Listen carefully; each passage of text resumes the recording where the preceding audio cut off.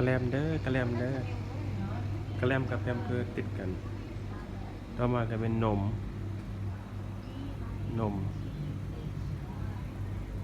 แล้วก็มีอัน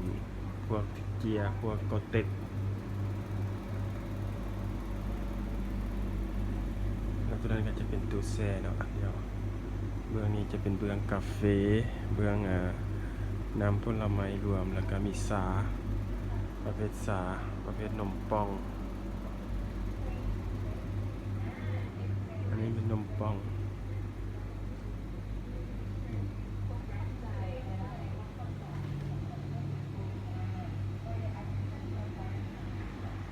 ตัวนี้เป็นหน้าเคาน์เตอร์เบื้องนี้จะเป็นขนมประเภทขนมกับขนมเนี่ย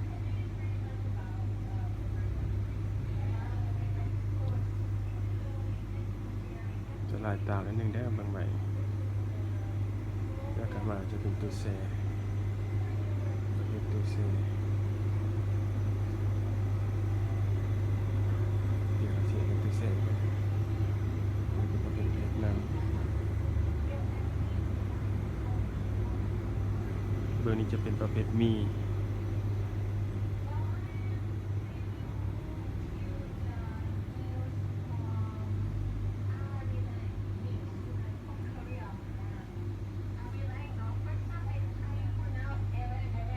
ขนมต่างๆขนมเด็กน้อยขนม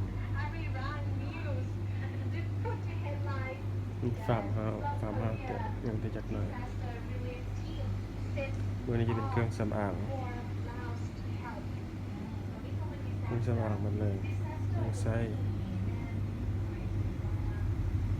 ยาทุกแก้วยาสระหัวสบู่มีซี่ทานแต่ละทายไก่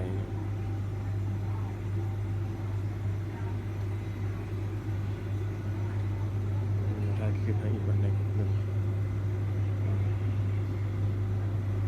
ตัวนี้จะเป็นเบื้องนี้จะเป็นเบื้องประเภทแบบพวกปรับผ้านุ่ม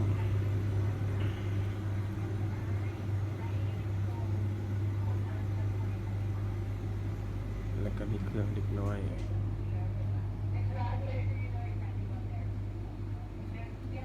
เครื่องสังฆทานไข่ตอนบุญเข้าพรรษาเนี่ยนี่จะเป็นน้ำดื่ม